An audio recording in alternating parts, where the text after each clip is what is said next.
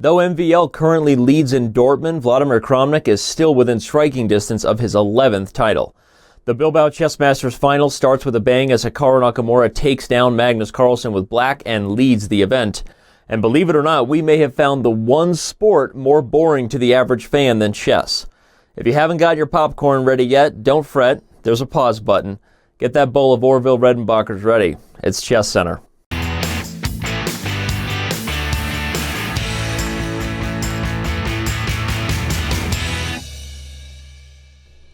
No rest for the weary. Joining us live after round one of the Bilbao Chess Masters final is the one and only Peter Dawkers. It may be a darkened hotel room, Peter, but I'm sure the storylines are bright. What do you got for us?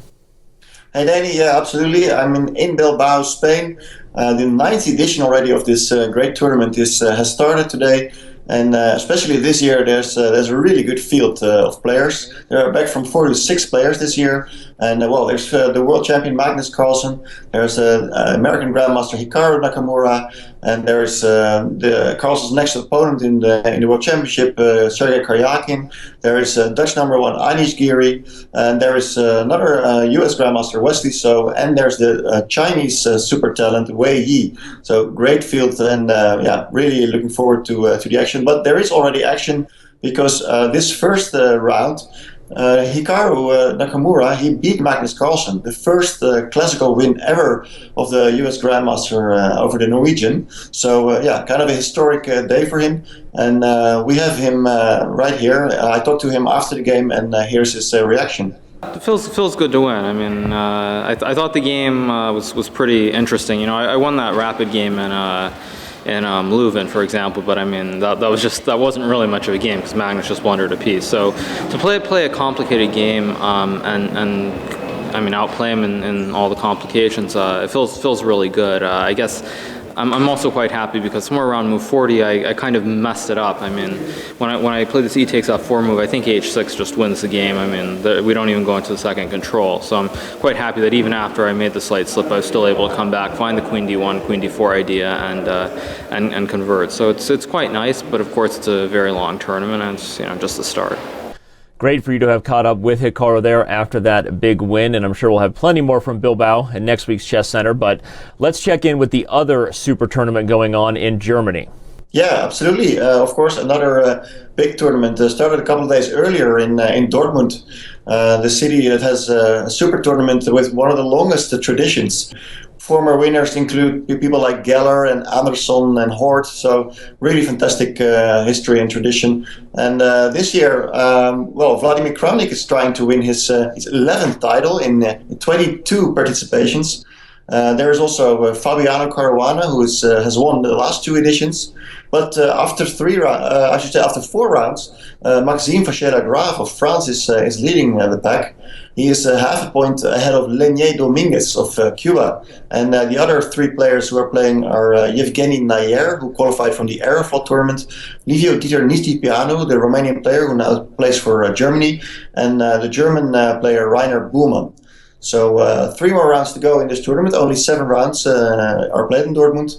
And we'll have to see if Kramnik can still catch MVL or maybe Caruana again for a 3rd time. We'll see you next week. Big storylines no matter who ends up winning in Dortmund and Bilbao. Peter, we thank you. Making her ChessCenter debut, women's FIDE master Alexandra Botez is with us. And what better way to get started on the world's most exciting chess show than to review one of the most exciting chess games in the world from the last week of play. In round 3 at Dortmund, Vladimir Kramnik had an incredible attack, but it seemed like everything was coming to a crashing halt, Alexandra, after knight takes d5, a very nice defensive move that opens up a discovery against the queen, and this knight, despite being on pre, actually defends the queen on c7. So maybe it was time for Kramnik to throw in the towel, right? No more pieces left to sacrifice? Tell everybody why I'm wrong and the move that Kramnik played here to shock the world. Yeah, so like Danny said, Kramnik had already sacrificed 2 pieces up to this point, but he didn't stop there. He continued with yet another bold move. Kramnik played queen takes f8, king takes f8, rook takes d5, forcing black to play bishop h7, and this position has a crazy material imbalance. But regardless, Black's queen side is really underdeveloped. White has 2 rooks on the open file and 3 passed pawns. So this actually led to a really incredible draw. Yeah, you highlight the imbalance, and that's really the key point, because despite the material deficiencies with Black's pieces being out of play, Kramnik was able to keep the threats alive. He played a defensive move first, but then sacrificed what remained of the house to open up blinds for the rooks and the bishops to get more checks. After queen to c3, maybe it seemed like Black was going to get back the material that he needed. No. After the move bishop g5 check and rook f6, the position petered out and was destined for a draw. As we know, a rook and knight cannot beat a rook alone, so once the pawns come off, Kramnik had his simplification that was needed to defend that crazy position, down a ton of material. But sometimes when you're down material, you just have to sacrifice more to get what you want, I guess. And for this brilliant game, Kramnik took our move of the week. Jumping right in for a few updates on some of the other major events. What's the update on the big one going on in China, Mike? Danny, the Hainan Danzao Classic, I think that's number 37 in your local Chinese restaurant, is being dominated by Ian Nepomniachtchi. He has 4.5 out of 6 at the 2/3 leg mark, and they're going into their only rest day. In fact, he only had his first draw just today. His first 5 games were all decisive, 4 of them wins, and 3 of those were against the massive Chinese contingent. He's kind of playing the 2016 version of the 2015 Sergei Karyakin. We'll see if he can close it out. Yeah, strong tournament so far. But speaking of closing it out, we have the U.S. Junior Close. That means by invitation only, happening in St. Louis. What are the updates from there? Stronger tournament than usual. 2 grandmasters and a whole slew of IMs. In the latest round, round 5, it was the GM versus GM battle. Grandmaster Jeffrey Xiong, who can't be stopped after his latest win in Capablanca Memorial B tournament, played against the 2014 champion Caden Trofe, and it was a nice positional game. 2 rooks on the 7th decided things. So Xiong has the lead, 3.5 out of 5 with 4 games left. It's a bit of yesterday's news, Mike, but before we let you go, remind everybody how the World Open shook out. It is the biggest Swiss and Open event, maybe around the world every summer, and let everybody know who eventually held on and won there. In the 44th edition, Danny, the World Open stayed true to its name because there was a 7-way tie for first. All 7 were from different federations. Not one of them is an American, though. The top 2 on tiebreak played a playoff. That was Grandmaster Gabor Pop of Hungary and Grandmaster Viktor Bologan of Moldova. And in the Armageddon game, the Najdorf went south for Black all in one move, and Gabor Pop won the $500 bonus and the title of 2016 World Open champion, a 6-way tie for second. Congratulations to Gabor, no relation to Jaja. Mike, we're going to let you go and get back to covering all these events as they happen in real time. You're stealing my jokes, but we'll move on. Well, Alexandra, here's what everyone's talking about this week as SI.com released this amazing photo showing 2 cycling fans playing chess on top of a mountain as they wait for the Tour de France leg to reach their outpost. Got me thinking that that's a pretty cool way to pass the time and a pretty great place to play chess. Yeah, Danny, this is definitely one of the coolest places I've ever seen people playing chess.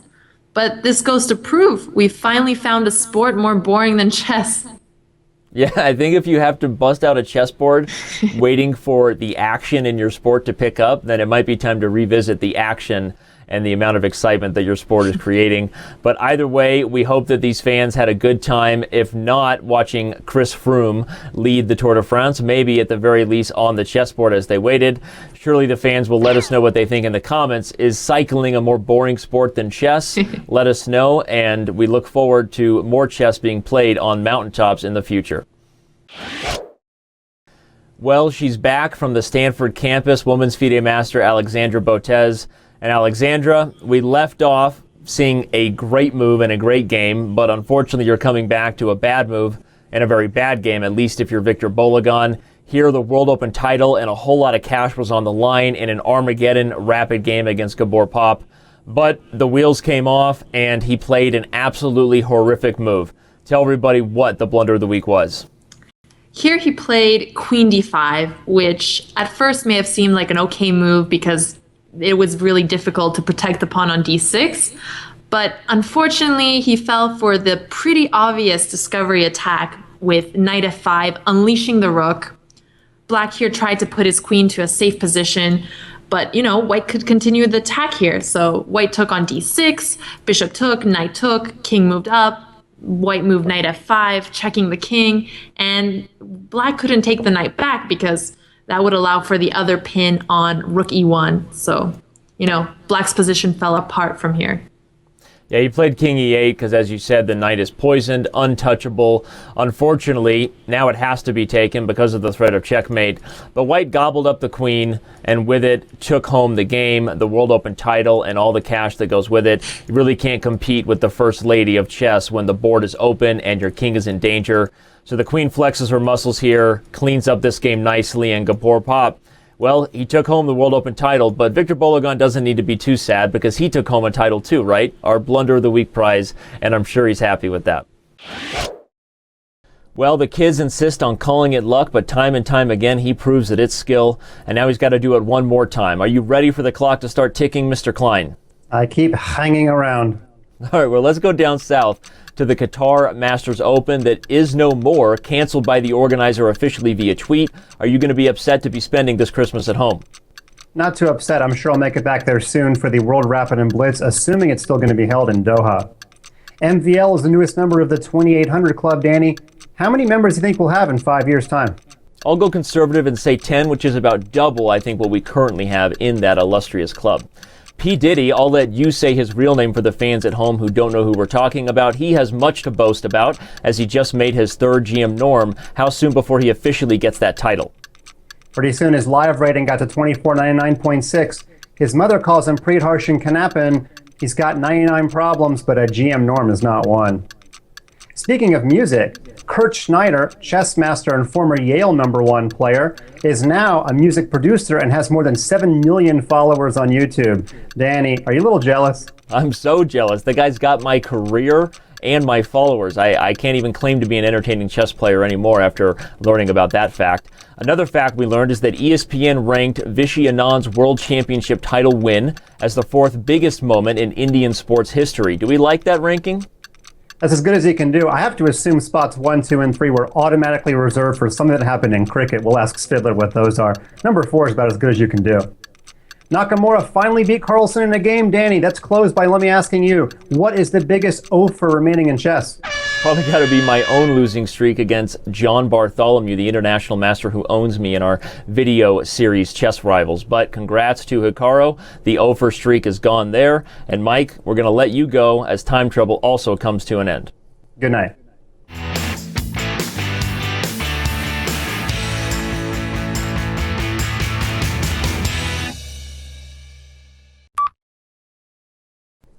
Let me know when you're recording. Go ahead now. Man, it's hot here. Makeup! Was that funny? And with the... Oh, I messed that up. Don't worry. Nobody's going to watch this episode anyway. They're all playing Pokemon. And what better way to get started on the world's most exciting chess show than to review the most exciting chess game from the last week of play in... Okay, I got to restart that. I don't like it. Let's do it. He has 4.5 out of 6. In fact, he only suffered his first loss. Suffered his first loss. No, he had a draw. All right, messed up. Here, Victor Bologan played a move that was a complete train wreck, and with it, he lost. I'm being a train wreck. Hold on, let's do it again. But tell everybody the move Victor Bologan played in this Armageddon Rapid game that had the complete. I just messed up. Okay, the wheels came off. The wheels came off of me. There you go. It's okay. All right, here we go. Let's do it again. Oh, I don't know. Some of them watch our stuff. It doesn't really matter. Yeah, okay. It's one of those things, like, if they're watching it, then okay. Yeah, good. I mean, I deal with Hikaru all the time, and I literally rip him to shreds in all of my shows. I make fun of him all the time. Oh, no. Okay. And every once in a while, he says something on Skype that tells me that he watched it. I agree. I think this is definitely one of the coolest places I've ever seen people playing chess. But, it also raises the question, is cycling a... okay. You were doing good, though. I like that. P. Diddy, I'll let you say his real name for the fans at home who don't know who he is, remains below 2,500 FIDE as of this moment, but he did get his final GM title. How soon before he... Oh, my God, I don't even like what sorry, I was already flubber. I was flabber... Okay. I can't even say flabbergasted. That's how flubber I am. Not too upset. Hopefully I'll make it back there for the World Rapid and Blitz if it goes off. Man, it is hot here. Makeup! I love that.